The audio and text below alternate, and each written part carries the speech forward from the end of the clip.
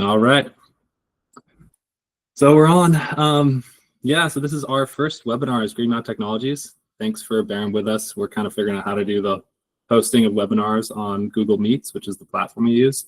And it has some of its own hiccups, but it looks like a lot of people figured out how to get on. So really happy to have you guys here. Thanks for joining. And let me start sharing the screen and we can talk about some food waste composting.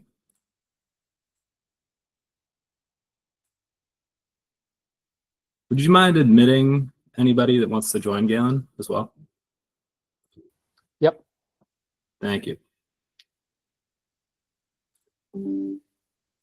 All right. So is this coming through okay?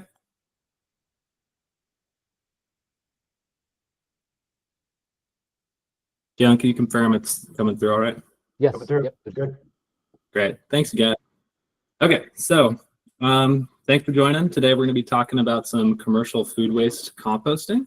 And, we put this webinar out. We weren't really sure how many folks would be interested, and we got awesome response. So thanks to everybody that responded and posted questions and things.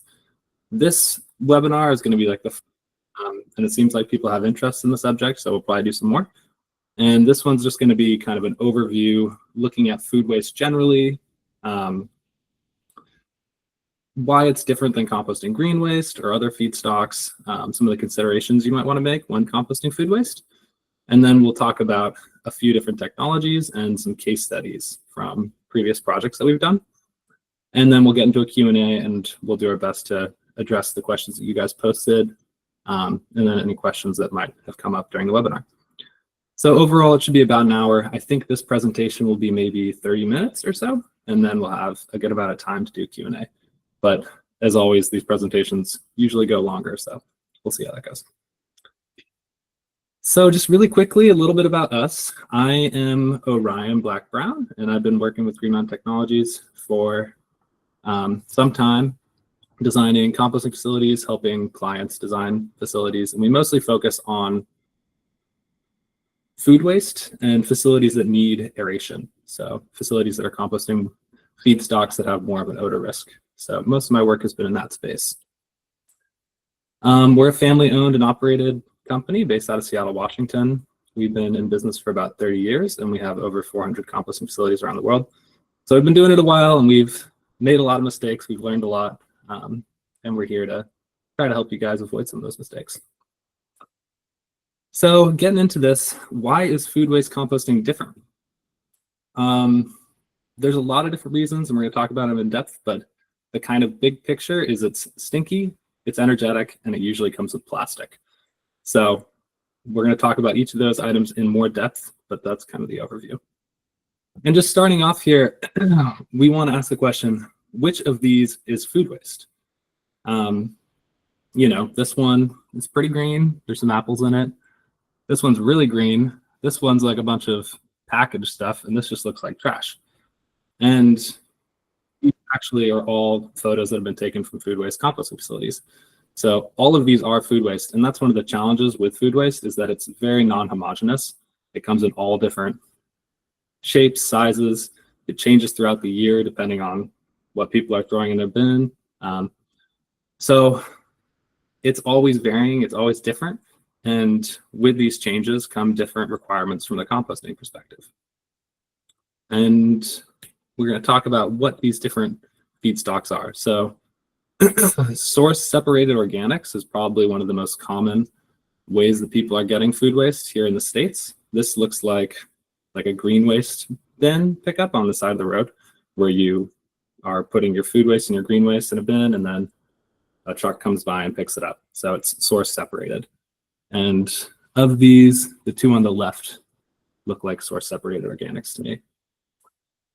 FOGO, this is a term that's used in New Zealand, Australia, and parts of Europe, and it's pretty broad. It's just food organics, green organics. In Europe, they often call food waste bio-waste. And in Europe, it's a little bit different where they're typically collecting their food waste and their green waste separately. So in the States, we typically are collecting this in one bin. In Europe, they're different bins. And there's different reasons for that, but the food waste portion they usually call bio-waste. Then we have OF MSW, and this is the organic fraction of MSW. So MSW, for those that aren't familiar with the term, is municipal solid waste, also known as trash. And in trash, we have organics. I think around 50% of our trash is organic. So there's a huge amount of organics in there. And in a lot of places, they actually are taking that organic material out of the trash and composting it before they landfill it because of methane emissions and other considerations. So that right here on the right is the organic fraction of MSW. You can see it's very contaminated. Usually it's around 70% by weight organics and 30% by weight plastics, things like that, highly contaminated. Another very contaminated waste stream is ICI, or institutional, commercial, and industrial.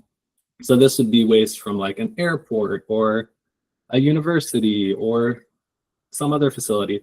And oftentimes this waste comes with more contamination because it's waste that it has a lot of different stakeholders that are dropping off of it.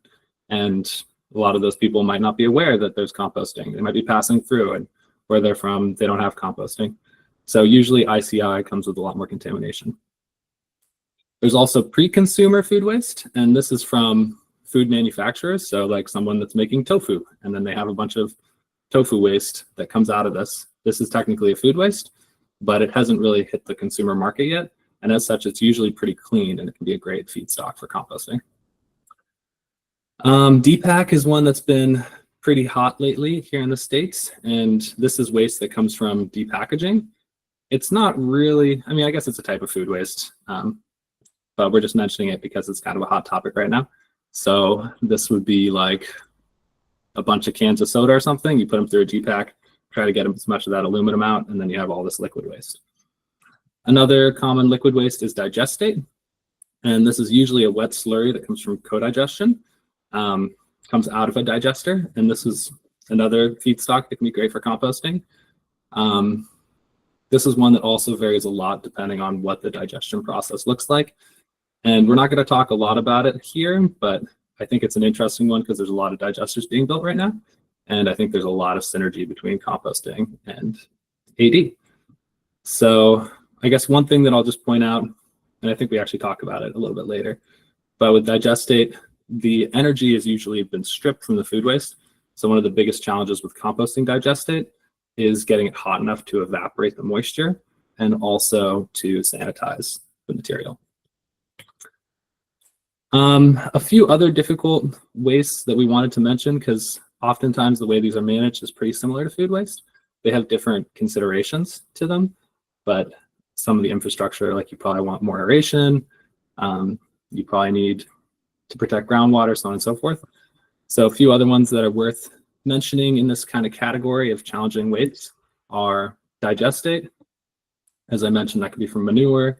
And then some manures are actually pretty easy to compost. Like for instance, horse manure is one of the easiest feedstocks to compost, but chicken manure is really nasty. So very hard to compost. And then fats and biosolids also. So this looks like a bunch of fatty, like DAF or something that came to a facility. This appears to be a biosolids. This is probably some sort of fat that's getting brought to a facility. And this is a sediment basin, which is something that we use at facilities that get a lot of runoff. And it helps you screen out particulate before it goes to a pond. So it avoids maintenance. And I think in here is some fat from, I think this was taken at Dirt Hugger. So with all this in mind, food waste is different.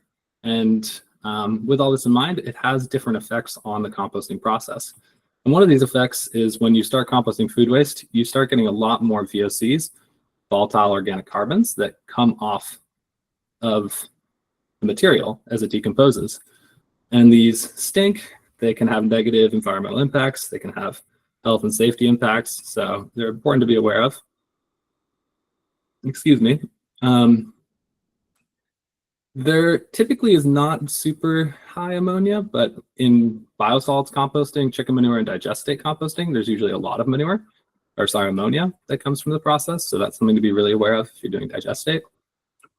And when you're composting food waste, if you're doing it right, the vast majority of the emissions are going to come out in the first 7 to 10 days. So you're going to have a lot of odor, a lot of stink right at the start with food waste composting. Another thing to be aware of is that when you're doing food waste composting, usually it's coming into the site acidic, and because it's gone anaerobic, the pH is dropped, and it's pickled. It's kind of like a bokashi. And if it stays in the state, you're going to have a lot more VOC emissions. We're going to talk about this more later. And then what does all this mean? VOC emissions, so on and so forth. Well, it means more odor, more stink, but it also means that you might have different permit requirements. And one that you should be aware of if you get into food waste is Title V, which is something that applies to the entire United States and basically says if you emit more than some threshold, usually 100 kilograms of a pollutant, you need to do all this kind of extensive permitting stuff. And as a composter, it really doesn't make sense to go into that space. So you want to make sure you don't get into the Title V threshold. And this gets a little bit complicated. It gets into like emission factors and how much emission comes from different processes. And this depends on where you are in the States, and it's an evolving conversation. But it's something to be aware of. And I would say typically with food waste, you're probably not going to get into Title V until you get, again, it depends on where you are, but until you're like in excess of 100,000 tons per year, you won't really have that conversation. So with all of this in mind, how can we address this? How can we address these higher emissions, this higher odor potential in the composting process? And one of the first things that we like to recommend when composting food waste is adding some forced aeration. Adding composting, the style that we do, is an aerobic process, which means it happens in the presence of oxygen. And a lot of people will come to me and they'll be like, hey, can we like do composting and get biogas at the same time? And the answer there is no, you can't do it, because what we're doing when we compost is we are creating an aerobic condition, and we're basically like farming all these aerobic microbes, and they're breaking down the material. And if you're trying to get biogas, you're doing the opposite. You're creating anaerobic conditions, and then you're trying to get the methane or natural gas that comes off the process. So you can't do both at the same time. You can do one and then the other, but you can't do both simultaneously. So to keep the aerobic conditions in this kind of environment with food waste, where there's a lot more energy, there's a lot more potential for emissions, we typically recommend some sort of aeration.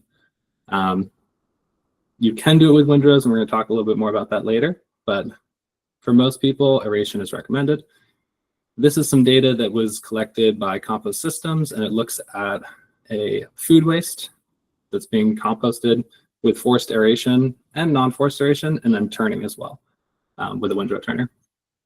And as you can see at the start, the odor emissions are, about the same for both, which makes sense. It's the same feedstock coming in. And in the beginning, they kind of follow the same curve. And then there's a turn, and there's this huge spike in emissions for the non-aerated windrow. And that's because the conditions inside of the windrow have gone anaerobic, and you've just opened that windrow up, and all this stink has just been released to the atmosphere. Whereas with the aerated system, the odor emissions are much more controlled even after you turn. There's just a little spike, and then it kind of remains the same.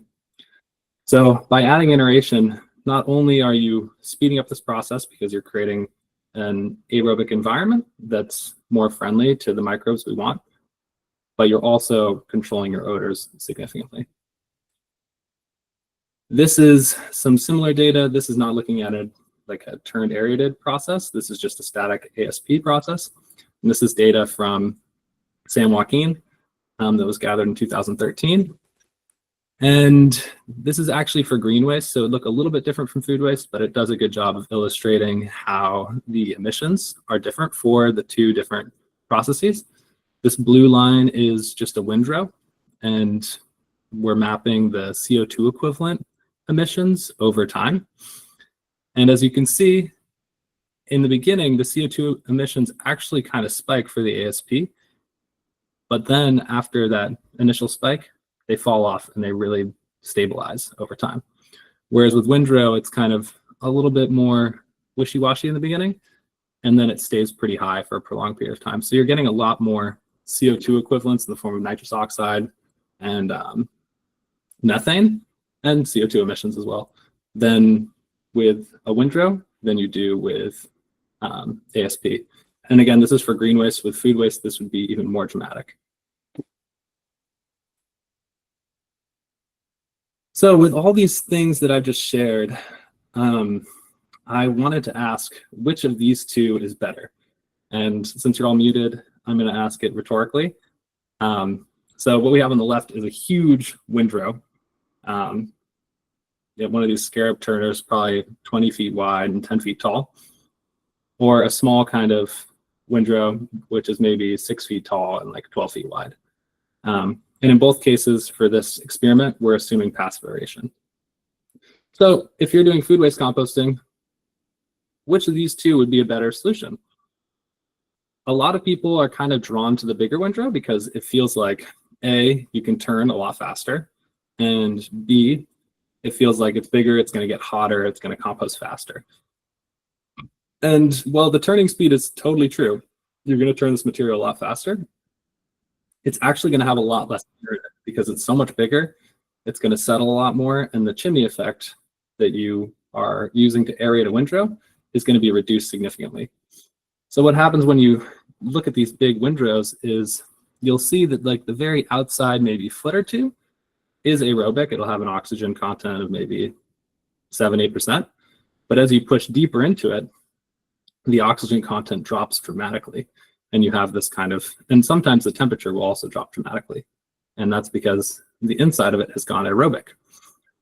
So then when you turn this, you get this massive spike in odors because you just turn this aerobic. There's lots of acids and things like this that smell horrible, that get exposed, release a bunch of emissions as well. So if you are going to be doing food waste composting without forced aeration, we highly recommend using small windrows. I would say this windrow has a cross section of about 40 feet square. I might even go smaller than that if you're going to do food waste composting. You also, if you're doing windrow composting for food waste, you're going to need more bulking agent than you would with a forced aeration system. So that means you need to add more like wood chips, things like this into the mix to make sure you're getting that air in there naturally. Because the moment it starts getting dense, the chimney effect stops working. So we talked about how food waste composting has impacts on odor. It also has impacts on emissions. But what are some other permit constraints? And I'm just going to really quickly brush over these because this is just kind of a primer. But as you can see in this facility, this is a photo of dirt hugger being constructed. They are putting down concrete pad and they're also making a pond. And this is because by law, composting the feedstocks that they wanted to compost, they couldn't just do it on an open field and discharge the environment. So if you're composting food waste, you need to have a plan for managing stormwater and leachate. And you also need to have a plan to prevent any leachate from settling into the ground. And in a lot of cases, this looks like pouring a concrete pad or an asphalt pad and creating a pond to store that runoff.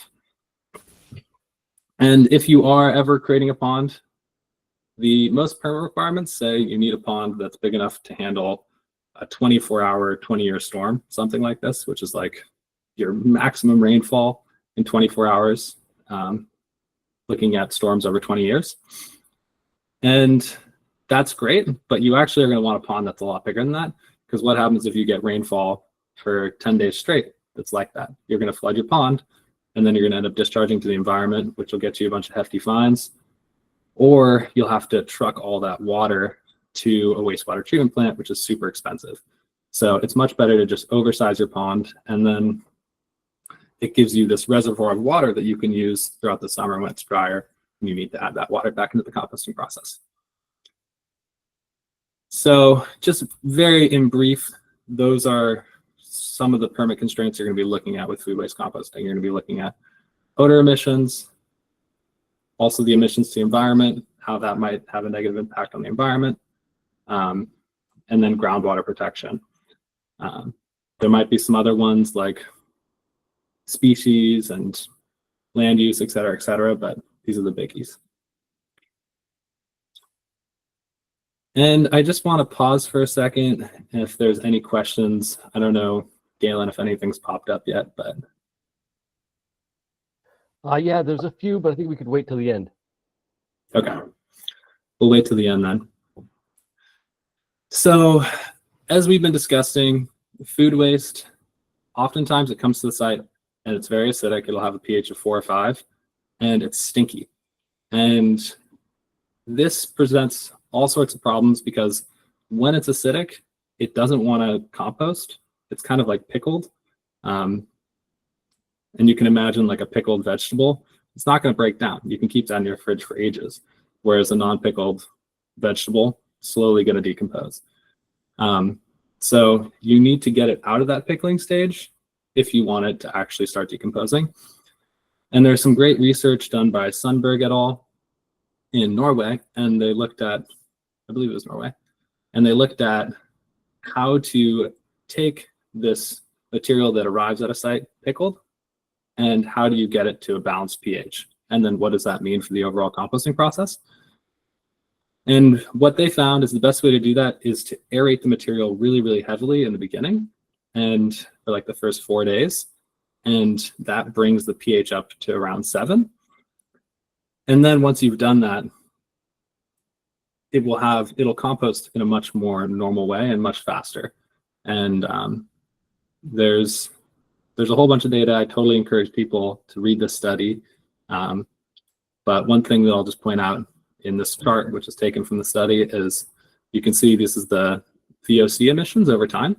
And the 2 plots on the left are when you aerate really heavily and have this early mesophilic stage. The ones on the right are when you just aerate kind of continuously, not super heavily, and you don't have that early mesophilic stage. And the VOC emissions, when you aerate really, really heavily, they spike right at the beginning, but then they fall. And after about 4 days, you have almost hardly any VOC emissions. Whereas when you don't do that, your odors and your VOCs go up and they just stay up for a long period of time. And there's data as well, sorry about that, that looks at the maturity of the compost. And when you do this with food waste, the material matures much, much faster. So you're going to make a finished compost much faster than you would doing this. Yeah, and recently we were at a site and they were doing an extended ASP, and they were holding the material on site for 12 weeks. And it's because I think they weren't getting that really, they needed to, because when they were turning the material after, say, 9 or 10 weeks, they were having this big spike in odors. And there's 2 reasons for that, but I think one of them was they weren't getting it out of that early pickling stage fast enough. So another thing with food waste, and folks that don't really have a lot of experience with composting will sometimes come to the table and be like, okay, I've got like 30,000 tons per year of food waste that I want to compost. How do I do it? And the first thing that I'm always saying is like, okay, well, you're going to need around 30,000 tons of green waste or carbon as well. Like this food waste by itself will not compost well. You can dehydrate it. You can kind of compost it, but it's just too dense. It's too wet. It has too much nitrogen. It's not going to compost by itself. So you need to get bulking agent into the mix. What is bulking agent? It depends on where you are, but it can be ground green waste or landscaping waste. It can be wood chips. It can be palm fronds. It can be boxes that are not contaminated. There's all sorts of different things you can use, but the main things that it needs to provide to the composting process is some amount of available carbon, and it also needs to provide some structural integrity. And as I said earlier, if you're going to do like windrow composting without forced air, this means you need to have more bulking agent because you don't have that forced aeration, and you need to like help get the air in there, which means it needs to be fluffier. And just to kind of give you some numbers around what you should be shooting for a bulk density, this is what I've listed here is like the high end that I would do for each of these processing technologies. But with a turned aerated pile or turned aerated windrow, which is where you're using a windrow turner and forced aeration, we can go as high as 1,200 pounds per cubic yard, which is really heavy. With ASP, you can't go that high because you don't have the regular turning, which will fluff it back up. So you kind of max out around 1,000 pounds per cubic yard. And then with windrow, you want to be at 850 pounds per cubic yard or lower. So it just kind of shows you the less aggressively that you manage the material, the more bulking agent you need in turn. So with all this in mind, I have another question. We have two different windrows. One of them has a lot of food waste in it. One of them is pretty much woody debris. And looking at these two, which one is going to decompose faster? Is it going to be this woody debris or is it going to be the food waste? And if you're thinking it's the food waste, you would be correct. Food waste is in some ways a great feedstock to compost because it decomposes really, really fast. There's a lot of energy, and it's just kind of taking the entire composting process and compressing it down. And when you think about what happens when something decomposes, like imagine an apple or this orange here decomposing, it shrinks over time. So as it decomposes, the water, the juices and things fall out of it and it shrinks. So what does this mean if you have a pile that's 50% apples and 50% coarse wood like this? It means after maybe 5 or 10 days, all your apples will have shrunk down and your pile's going to fall. It's going to decrease in size. So when you're composting food waste, you have what is called settling, which is where the pile, or rotting loss, which is where the pile actually shrinks as the material decomposes. And this can be pretty significant, like 30, 40% reduction in volume, which is a lot. And as you can imagine, as this volume reduces, oftentimes the material is getting denser as well, because you aren't necessarily, it's not like what's being reduced is just disappearing. Some of it is, but not all of it. And you're taking a lot of these pores that you had in the material where the air was channeling and promoting composting conditions, and you're shrinking those down. So the whole pile gets denser, it gets harder to aerate, and when you're composting food waste, this happens faster. So there's different ways to deal with it. One is forced aeration. But going back to the example of the fellow that was doing 12 weeks of extended ASP, what was happening is they had gotten their blowers sized so that they could deliver air pretty well for the first month or so. But after that pile had settled a lot, the material was too dense and it was having a really, really hard time moving air through it. So then when they tried to turn that material, boom, lots of odor emissions. So you want to just be aware of this. And typically if your composting mixes with a large amount of food waste, you're going to need to do some sort of refluxing or turning process. And certain places in Europe have actually written this into the law. So if you're composting food waste, you have to turn the material like 3 or 4 times during the process for it to actually be considered a finished compost. And this is regardless of the technology you're doing, it's just required. So hopefully that makes sense. It's an important point with food waste composting. And I guess one other thing, looking at these two things, when you think of like the microbes that are breaking this stuff down, you can kind of think of your own body. And like if you ate a piece of wood, that's not going to digest very well. Whereas if you eat an orange, that's going to digest really, really quickly. And similar things are happening in the compost pile where this orange, it's going to digest really, really fast. Whereas this wood, it's not going to digest fast, and it actually needs more of the fungal elements to break down over time, which usually come in the curing stages of composting.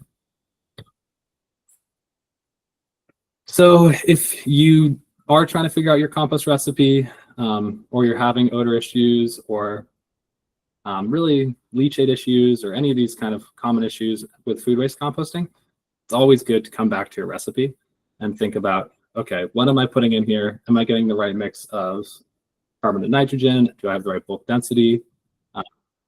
is my moisture content right coming in? And we have a tool online called the Compost Calculator that's free, and you guys are welcome to use it. And it basically helps you make these decisions. So if you had, say, 100 tons a day of food waste, how many wood chips should you add into it? Or maybe you don't have wood chips, how much shredded cardboard, so on and so forth. So it can get you thinking about compost recipes and how to get them into the green here. So those are some of the challenges and considerations with food waste composting. Now we're going to talk very, very briefly about some of the financial factors and like why would you take on all these challenges? Why would you compost this waste that's much harder to deal with than green waste? And I think the first thing that's worth mentioning here is there is a government and business push towards zero waste right now. So by composting food waste, in many ways, you're just kind of aligning with the direction that business and government is going. Obviously, this changes, through administrations and things, but generally, we've seen a trajectory of more and more energy going towards zero waste movements. And composting food waste is a huge part of achieving that. Food waste also brings higher tipping fees. So if you're managing food waste, you are usually charging for that waste what the equivalent of what it would cost to get it trucked to the nearest landfill. In some cases, it's higher because certain states have mandates that require a certain amount of food waste to not go to the landfill. So in that case, you just kind of are working on the open market. So you're usually getting a higher tipping fee, gate fee. And I would say with food waste composting, you probably want to be looking at like $50 a ton for reception. And that's when the business models start to really work out. You can do it with less. We've got people that are doing it at $30 a ton, but I think 50 is a good starting point.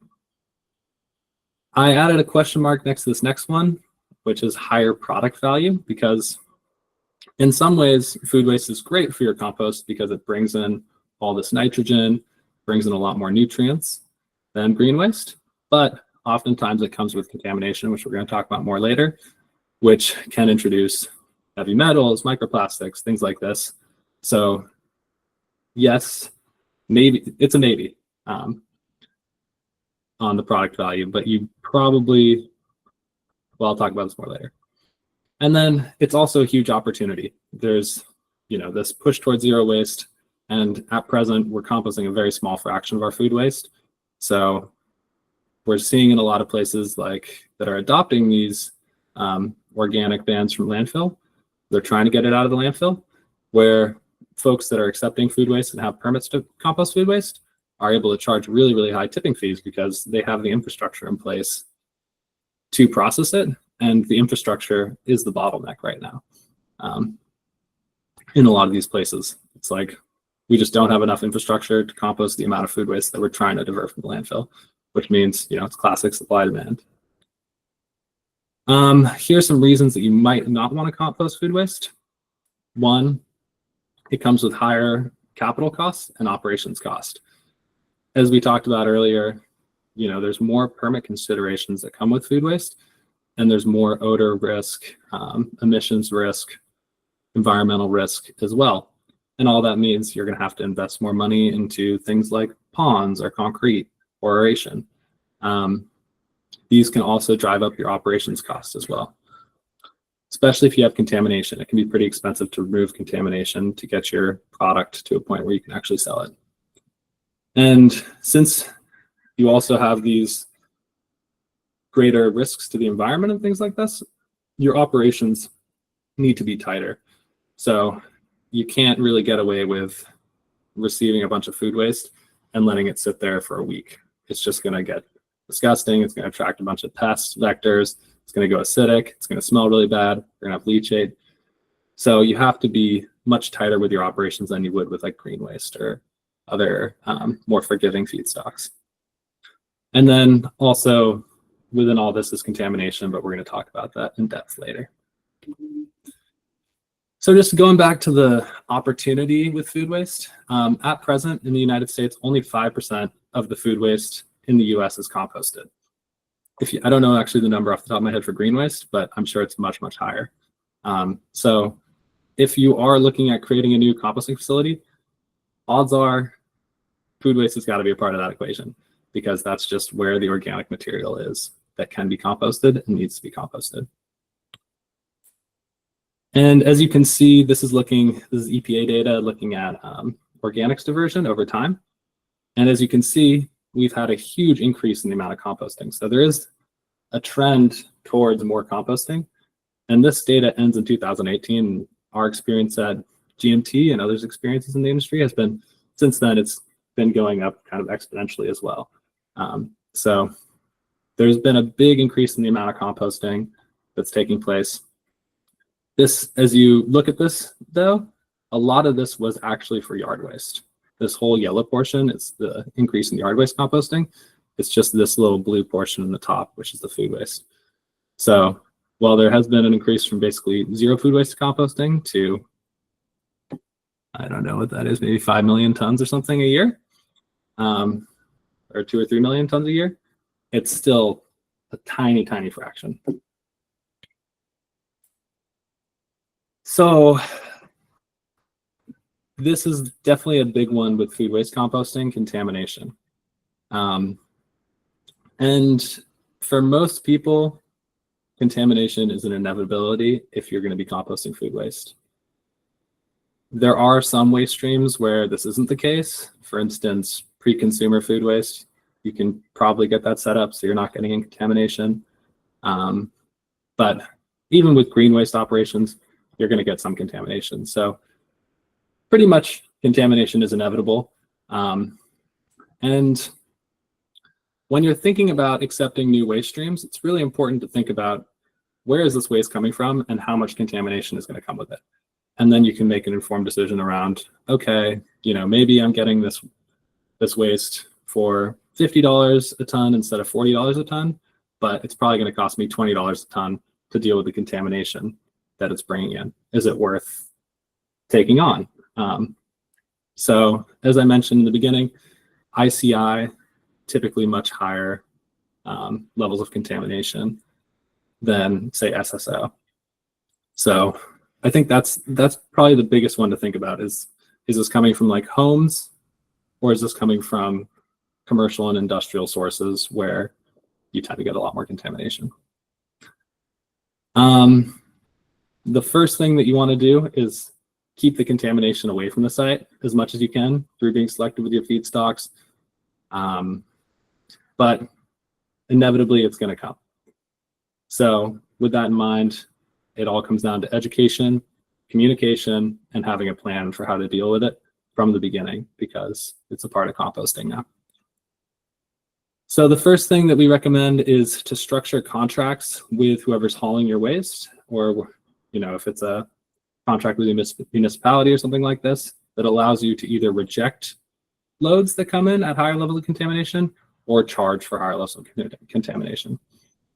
The drawback is this means you have to have somebody that's looking at the waste as it comes to the site and inspecting it. But in our opinion, this is kind of a must if you want to be doing this sort of composting, unless you have factored in for higher levels of contamination into just like your costs across the board. So when loads come in, always inspect them and then have some sort of clauses that allow you to reject them or upcharge if large amounts of contaminants are coming in. And this will create incentive for the haulers to communicate with the people that are producing the waste to lower contamination. If you don't have this in place, there really is no incentive for these institutions to reduce contamination. The second thing that's really important to consider is when you have contamination coming to your compost facility, you don't want to amplify your problem. And the way that you do this is by taking a plastic bag that's this big and breaking it into 1,000 little pieces of plastic that are this big. It's possible to remove plastic contamination, bags and things like this, on the tail end of the process, but only if they're not really tiny, because the kind of ways that we separate things, it's all based on size. There is some other technology that we'll talk about, but for the most part, it's just based on size. It's a trommel screen. So if you're getting contaminated waste and you need to grind it, don't put it through a high-speed grinder, because you're going to take that piece of plastic and you're going to explode it into 100 pieces of plastic that are impossible to get out. Also, if you're going to be using turning equipment, use a low-speed turner. So talk to providers and manufacturers of the equipment and see how fast, what is the RPM of the drum of their windrow turner? Is it really, really high? If it is, you're going to be, every time it goes through, it's going to cut up the material and create more of a contamination problem. Another thing you can do is try to keep your streams separate. So if you have green waste, maybe don't mix it immediately with the food waste and then put it all through the grinder if the food waste has a bunch of contamination in it. Maybe grind the green waste, then mix it with the food waste in a mixer or with an excavator or windrow turner before you bring it to the composting process. You can also use a depack if you're getting really, really highly contaminated waste. You can run it through a depack as well. So yeah, this is a super important consideration. And the reason that the reason it's important to not mill it, like it would be great if you could just remove all of the plastic on the front end, but it's very hard to do because the plastic is usually quite wet. And these screening technologies and things like that, they don't really work when the material's wet because it kind of globs together and it clogs the holes in the trommels and things like that. So you have to do it on the tail end of the process when it's dried out. That being said, you can do pre-screening. There's different ways to do this. You can do floor sorts where you kind of spread the material out on the floor when it arrives and you pick out big contaminants. You can also put it through a pick line like what's shown here. There's also, people have been looking at doing this with robots and artificial intelligence. We're going to talk about that next. But yeah, you're never going to get 100% of it out. So you need to have a plan on the back end. And when you're doing this kind of screening, you want to be focusing on large friable material. So this would be like glass bottles, pieces of metal, pieces of plastic that when they're kind of more friable, like PVC or something like this, stuff that like if it were to get hit by a grinder or a turner or a loader, might explode and turn into 20 pieces of contamination, or it might damage the equipment. So your focus really should be on those items with a pre-screen. So there's some very interesting data that was collected by Atlas Organics at their San Antonio compost facility. And they were, I think, the first adopter of like using robots to try to do pre-screening. And they collected a bunch of data and were kind enough to share it with the industry. And you can read more about it on BioCycle. But I stole a couple of screenshots from it. And as you can see on this, this plot here, it's looking at different ways of doing a pre-screen. The humans only was just 3 human pickers on a pick line, like was shown in the previous image. And then the robots were 2 robotic arms that kind of telescope around and identify things and pick them up. And then they also tried running this pick line with both the robots and the humans at the same time. And this is the data from it. So long story short, as you look at this, the robots at this point in time are just not up to par. They're not where they need to be to effectively remove plastics on the front end of the composting process. You can see this is the contamination count, so like number of pieces that they were able to remove per ton of feedstock.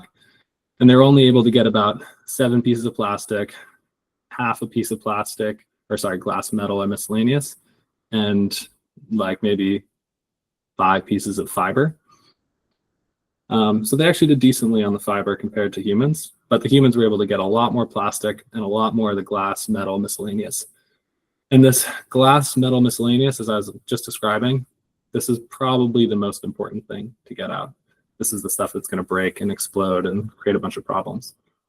And then these 2 pieces of data were when they're operating together, and they separated out the data there. And you can see that the efficiency of both groups went down when they're operating together.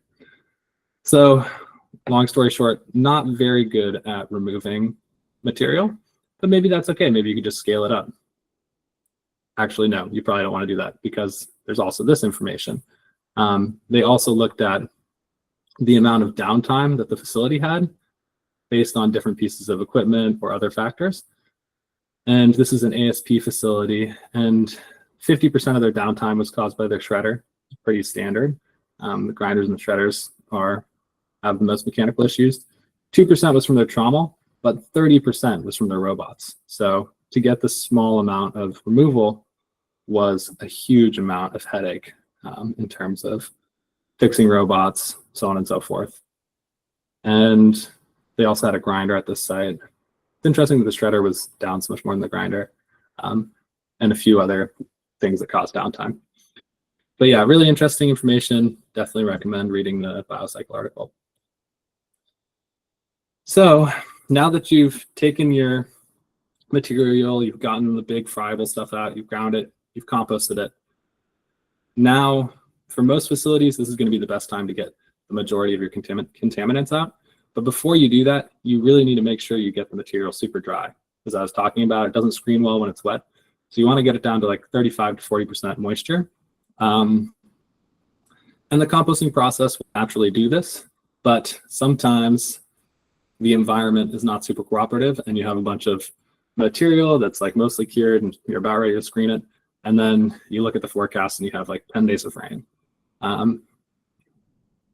There's some ways that you can manage this. One is you can use fleece to cover the material.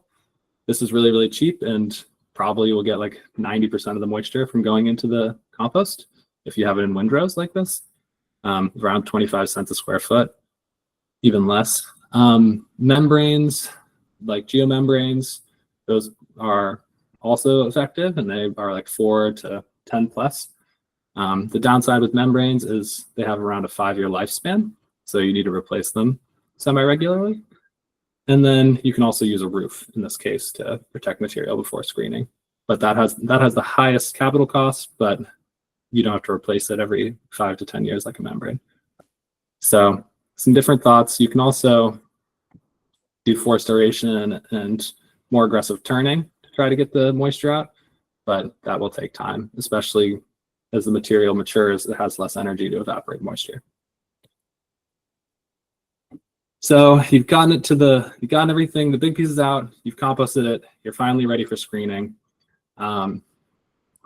Most people are going to be screening with a trommel or star screen or something like that, and basically you're just separating out the compost by size. And usually people are separating it out by like roughly like less than ½ inch is your mediums and fines, and you sell that as finished compost. More than that, those are your overs, and that's where all your contamination really winds up.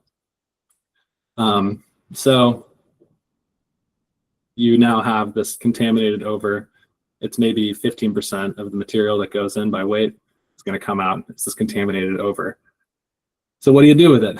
Well, you can recycle it back into the process, but you're also then recycling the contaminants back into the process. You can take it to a landfill, but you got to pay for that. You got to pay to truck it. You got to pay the tipping fee at the landfill. There's all sorts of different approaches. The third would be you take that material and you try to get as much of the plastic and contaminant out of it as possible. And what's shown here is a wind sifter, where basically as the material comes off the trommel, it falls, and then there's this high pressure air curtain that blows up and ballistically separates out all the film plastic. It pushes it up into this chamber right here. And then you suck that film plastic off here, and it comes down a tube and goes into like a dumpster or something like this. And this is actually a really, really great way of getting film plastics out. You can get up to 99% removal. The challenge is you have to do it very, very slowly. So to get, like with this is a small scale machine. With this, you could do maybe, to get removal levels of that high, maybe 15 to 20 cubic yards an hour. So it's not much. There are bigger ones that can do more capacity. You could also get a decrease in efficiency here and do double or triple that, but the amount of removal is going to go down. There's also vacuums where instead of having this kind of ballistic separation, you just have this vacuum.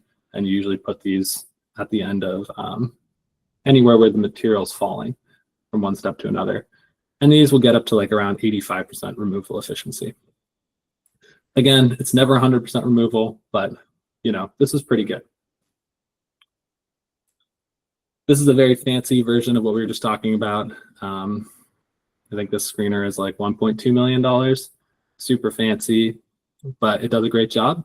And this one also has magnetic separation, so it removes metal, and also a destoner to remove heavy materials. This other one also can have metal separation and a destoner, but this one's going to be able to do much higher throughput and have a lot of bells and whistles. So the technology is coming for plastic removal. It's still not perfect, but based on our experience, using this technology and using it on the back end is the best approach to managing contaminants. Another option is a DPAC, and this is a front end device that you use at the beginning to get contaminants out. And typically you're using this for packaged goods, as the name would imply. But if you have really, really contaminated ICI or something like that, you can also use a DPAC in that case. It has like around 99.8% removal efficiency, but oftentimes you're getting microplastics into the material. Just the way they work,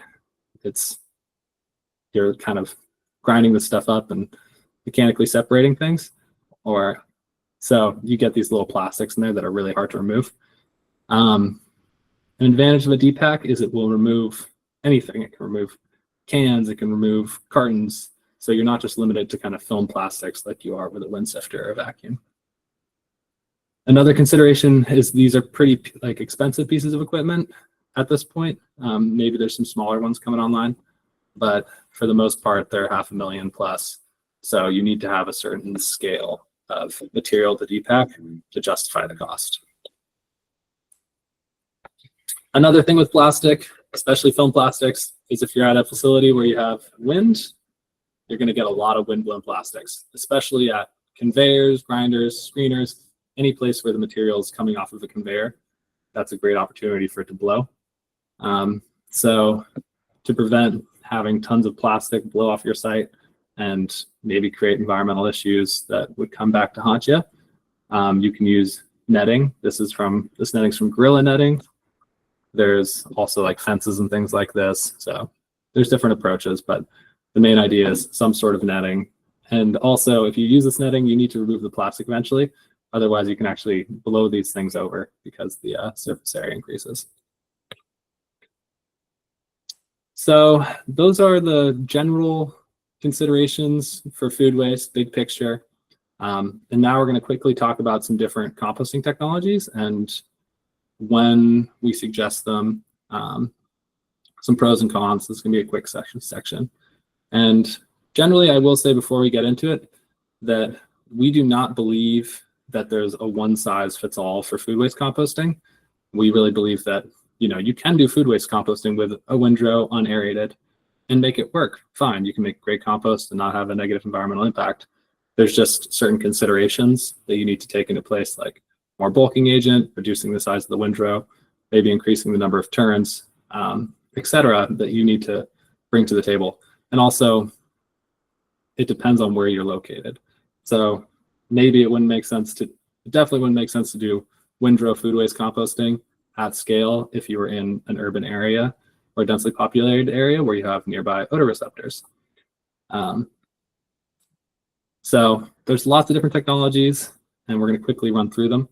But before we get into it, it's just worth highlighting that 75% plus of the cost of running a composting facility oftentimes is the operations. So the capital cost, even for more expensive facilities, if you look at it over 10, 20 years, is usually just a small fraction. So it's really important when you make that initial investment that you're thinking about, okay, how am I going to operate this? Like, maybe it's not a good idea to put my receiving building, half a mile from where my composting location is, because I have to run heavy equipment back and forth to move the material. You got to think about that flow to make the whole facility work. So here's the general kind of approaches to composting. You can do ASP, which is static and aerated. You can do turned and aerated, which is like a turned windrow. You can do in vessel. Usually these are also aerated, but sometimes they're getting aeration through mechanical processes like augers or rotation. Or you can do a turned windrow, like is shown here. So aerated static piles, this is a below grade aeration system in concrete. And these are good if you're processing like more than 1,000 tons per year. If you want to have some odor control, like decent odor control, but you don't need to have perfect odor control. And they'll make compost in around 60 days. So you can do it on a fairly tight footprint as well. They have more capital cost investment than some other technologies, but they're really quite cheap to operate because there's not a lot of turning, there's not a lot of material handling in the process. So yeah, this is a great technology if you're processing like 1,000+ tons per year and you have like neighbors that are maybe half a mile to a mile away, but you don't have neighbors that are directly next door that are going to file a bunch of odor complaints. This is a pipe on grade aerated static pile. Similar concept, except you can see the pipes here are sitting on the surface. And the advantage with this is you can do this not on a poured concrete pad. You don't need poured concrete or asphalt to do this kind of technology. You can just do it on gravel or dirt or something like that. So in some cases, this can be a much lower capital cost investment. Again, this depends on your permit requirements, which state you're in. Some places you have to put the asphalt or concrete down just because that's the permit requirement for food waste. But in some states, that's not the case. The capital cost is pretty low with these systems, but you do have more operations costs because you're pulling these pipes out periodically. And inevitably, they get run over by loaders, they get damaged, you need to replace them. And also the process of removing and replacing the pipes is just slower. But you will have the same sort of odor control as you would with the other system. Compost covers. So this is a geomembrane covered system. This is basically like you're doing ASP, but you're putting a geomembrane cover on it. And this gives you more odor control, more emissions control, and it gives you more stormwater control. The downside is you have to deal with putting this cover on and off and like strapping it down. And also these covers limit the amount of air that you can put into the material. So the piles are like semi-aerobic, and so that slows down the composting process. It makes it really, really hard to have that early mesophilic stage that we were talking about earlier, which allows you to bring the pH up with the food waste. So it draws the composting process out. The other downside with geomembrane systems is that you need to replace these covers roughly around every 5 years, and they're pretty expensive, you know. This kind of cover, like shown here, is $10+ a square foot. So that can be an operations cost that you need to factor in. Turned aerated piles. This is where you're forcing aeration in or out of the material, and then you're also turning with a windrow turner. Usually for these, we like to use side discharge turners for a variety of reasons. But yeah, so this is a turned aerated pile or turned aerated windrow. Usually you want to have a little bit more capacity because you're investing in a windrow turner, which is like a higher capital cost. The advantage of these systems is since you're turning and aerating, you're going to have faster throughput. You're going to make compost faster than you would with just static aeration or just windrow turning without forced aeration. You also don't have to premix with this kind of system. With aerated static piles, you need to get the material all mixed because once you put it on the pile, it just sits there. Whereas if you're turning and aerating, the turner will do the mixing for you. So you can just set up right next to the first zone your materials. Say it's like 1 bucket of green waste, 1 bucket of SSO. You put your bucket of green waste down, you put your bucket of food waste SSO on top of it, and you build out your windrow, and then you turn it onto the first pipe. So that can be advantageous. These systems can have pretty good odor control. You're going to have more odor emissions typically than you would with an aerated static pile, but it's not super dramatic. If you can remember that curve that we showed you earlier of the emissions, and when it turns, you get that spike for about a day, but it's not a huge spike, and then it comes right back down to baseline. So you will have a little bit more odor when you turn. There's also tunnel systems. This is basically aerated static pile composting, except you do it in an enclosure. You can also take the same concept and just put it in a building. But it's better to do it as tunnels than in a building because the exhaust headspace, which is the amount of air above the compost pile that you need to treat, is much lower with a tunnel than it would be with a whole building. And these technologies have higher capital costs because you have to do more poured concrete, got to put the roofs on, you have to have doors.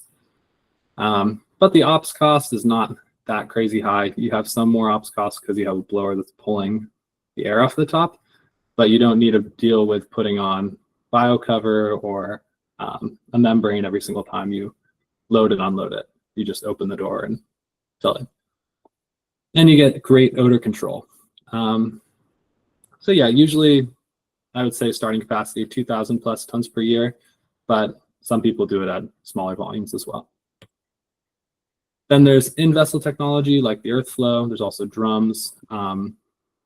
This is for small scale operations that want to have good odor control. They want to have automation, et cetera, et cetera. They don't have like staff to, turn their compost with usually it's like this or like a pitchfork or like a small tractor is kind of the comparison. So they don't have the staff required to do that. So yeah, this can be a great solution if you're trying to do food waste composting in an urban environment, high-end farm, places where there's more odor reception and you want to control this process a little bit more. You don't want to have pests and things running around. And then last but not least, we got windrow turners. This is going to have the slowest process time. You can really do these, at any capacity. They can have really low capital cost. They can also have really high capital cost. And this is because since they take the longest for the processing, they have the largest footprint. Usually a windrow facility has about 4 times the footprint of an aerated facility. And if you're in a situation where you need to put concrete down below all the windrows, this can actually have a really, really high capital cost because you're paving 4 times the amount of space that you would be with an aerated process. And your odor control is going to be pretty poor as well with windrow. So with all that in mind, we're going to quickly look at a few different case studies highlighting those of different capacities, different kind of capital costs, different needs. And the first is Bevon, which is a facility near where I live. It's in the Central Valley of California, and they're processing an astronomical amount of waste from the Bay Area, 550,000 tons per year. They're doing it in roughly 60 days, and they have a lot of plastic contamination. So they're taking all their waste that comes to the site, and they're actually running it all through a trommel screen that's 3-inch minus. And then I think they take the larger fraction, they just landfill it after they grind. So they're grinding, putting it through this trommel. And that means they have this, it removes a lot of the plastic contamination, but it's pretty dense. So it's really, really hard to aerate. They're using a below ground ASP system with reversing, and they have some biofilters. They're also close to this gypsum plant, so everything gets covered in this white dust, and it is very hard on the equipment. But all in all, they're able to take this tremendous amount of waste that's super contaminated, and they make a finished compost that looks pretty good out of it in around 60 to 90 days. Also, going back to the windrow versus ASP, Bevon was originally composting with 60 acres of windrows. Same amount of waste, same waste streams. And then the Water Board of California, they had a permit from a long time ago. The Water Board of California was like, okay, guys, you need to put this on an impervious surface because we're worried about leachate getting into the groundwater. So they went through all the math and they decided that it was actually much cheaper to upgrade to an ASP system, which only occupies about 15 acres than it would be to pave the whole 60 acres with asphalt or concrete. Second case study is Zero Waste Glenorchy. This is an Earthflow that was bought by a eco resort in this small little village that's about 2 hours to the south of Queensland in New Zealand. beautiful place, just gorgeous mountains and things, but very small community. And because of the remoteness and the scale, they didn't have any composting program in the community. So this eco resort bought it. They were putting their waste from the eco resort into the earth flow, but then they also opened a community drop-off program where people from the neighborhood could just bring their food, take it to this location, and compost it. So a really cool story, great way to take a remote area and give them access to composting. And this is located kind of in the heart of the town near this eco resort, so they had to have good odor control, which is why they were drawn to in-vessel composting like this. Another facility, this is Ardos, which is in British Columbia, kind of near the Washington border around Okanagan. And they're doing around 2,000 tons per year of SSO from the community. It's a remote community. They don't have like a ton of money for composting, so they went with a pipe on grade solution. And this location, they also had a bunch of theft problems, so they wanted the whole thing to be very modular. I think they're also composting seasonally. So in the winter, it gets really, really cold. So they're taking their blowers and things from the site and they're locking them up somewhere where they can't get stolen. And they're doing pipe on grade on an asphalt surface. So this is another way, if you're more budget constrained, that you could compost food waste. So yeah, with all that in mind, thank you guys so much for listening. Really appreciate the turnout to this first webinar and all your questions and things. I did my best to answer the questions from the webinar, but I know there's a bunch, so we have some of them listed out here, and I can go through these, or we can also address some of the questions that you guys posted while I was talking. But yeah. Yeah, I think, Orion, there's only a couple that have come in so far that I haven't already answered. So if you want to go through the ones on the screen first, maybe there's so far just a couple others. Great. And yeah, how much time do we have here, Galen, left? We've gone over an hour. We still have 50 people, which is great. So if you want to plow through these other questions, and we'll see what else comes in. All right, sounds good. Wow, I'm amazed I just talked at the screen for over an hour. That went fast. Well, yeah, thanks for staying with me for this hour plus of time. I think I'm actually having my compost picked up right now, so I'm going to close the window. So you don't have to hear that. So yeah, I think maybe we'll answer some questions for about 15 minutes, and at around 11:50 we'll wind down here. So first and foremost, dealing with contaminants like PFAS and plastics. I talked about plastics a lot. PFAS is a tough one. And as I was saying, with food waste composting, you are going to get plastic contamination, and some of that is going to have PFAS on it, especially like wrappers and things from fast food chains and so on and so forth. They're oftentimes wrapped, like coated in PFAS. And it's tough to deal with. I think a big part of it is just getting that plastic out if you can. But the easiest time to get the plastic out is after the composting process has taken place, because it's drier. And so yeah, it's tough. I think, long story short, we just need regulations that keep this stuff away from people and away from our food.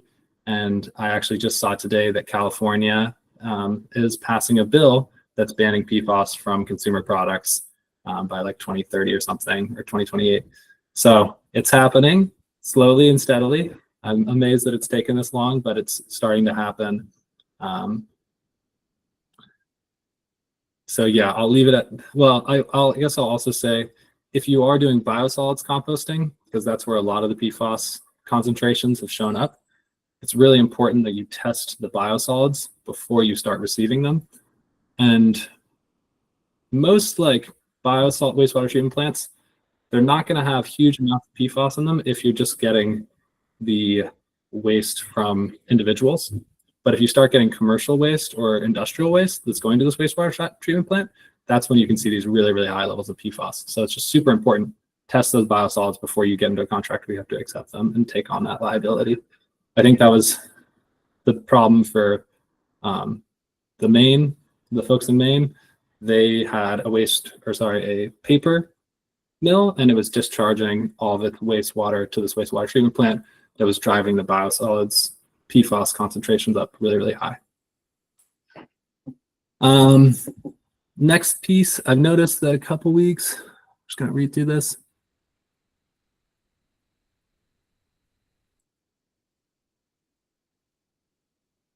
Okay, so this is kind of about odors with aeration or passive aeration. I think I mostly talked about this in what I shared, but yeah, I mean, if you're having odor problems, even with a small pile, I would recommend more bulking agent or some forced aeration.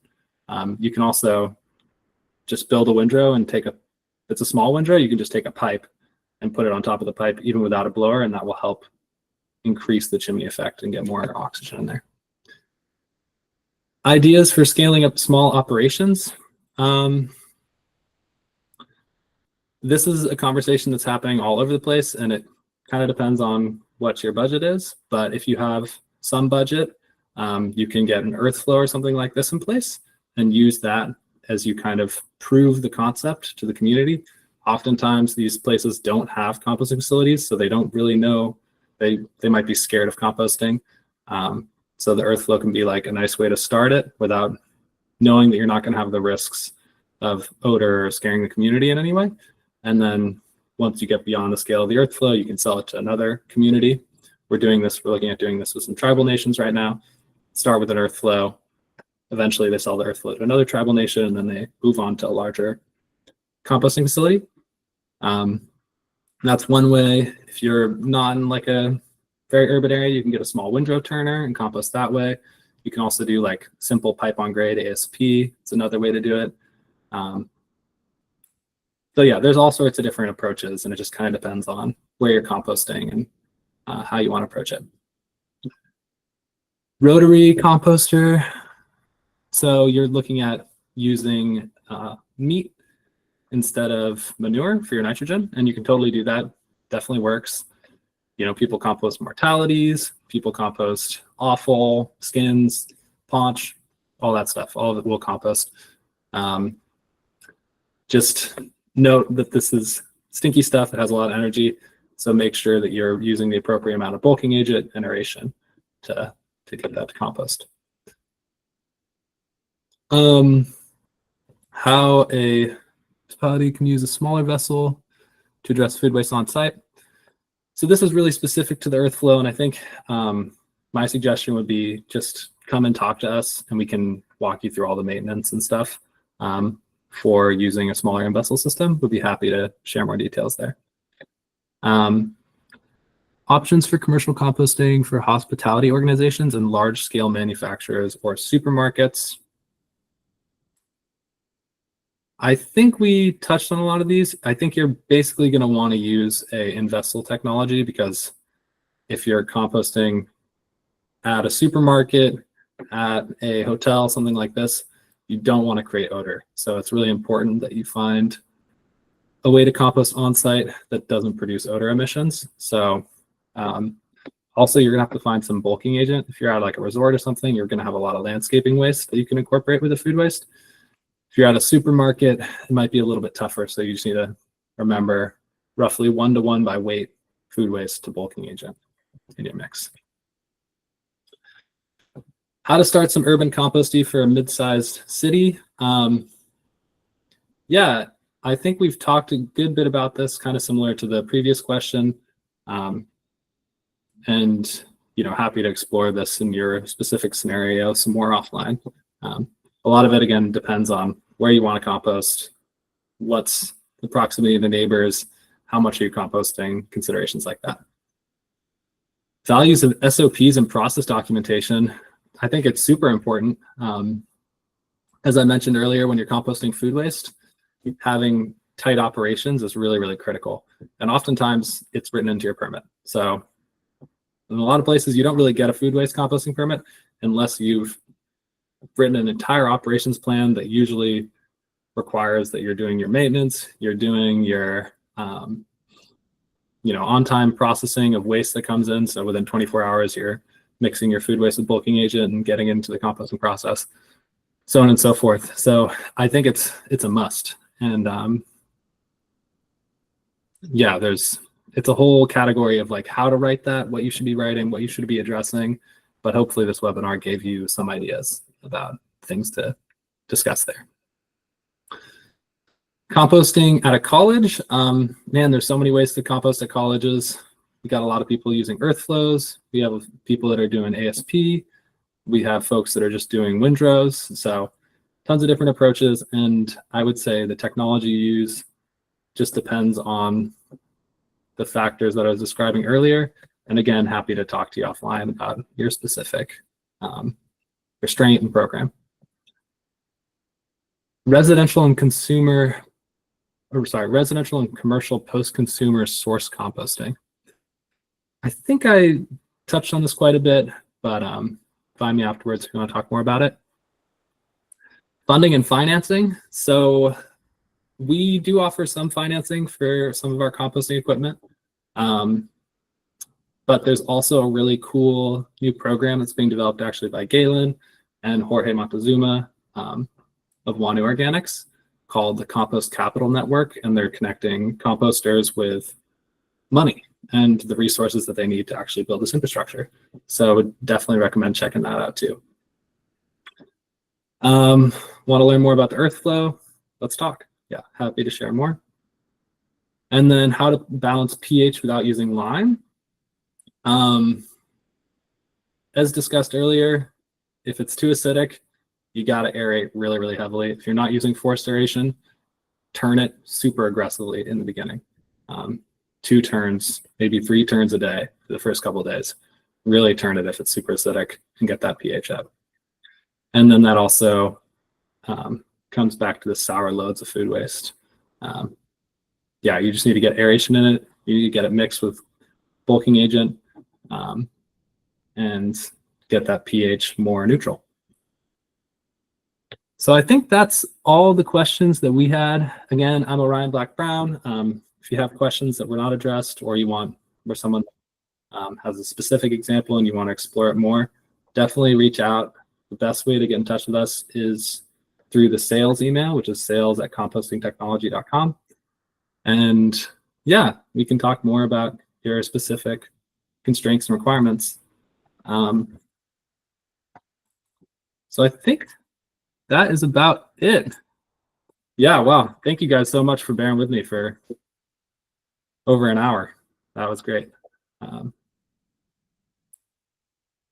can take a look and see if there's any final questions. Yeah, I think that's it. There was another question about Title V from Sasha. I've replied that we should just get an email and talk about that one. It's a little bit more complex. Yeah, it is. It's a little more complex. It's yeah. Let's talk. Yeah. But yeah, thank you guys so much for joining. As I mentioned, it seems like there's some interest in this, so we're probably going to do a few more webinars. I think we'll reach out through like LinkedIn and Instagram and our different social media avenues and see if there's any topics that you want us to focus on a little bit more here. And yeah, thanks again. Appreciate you guys. Thank you. Thanks. Have a good day. Bye.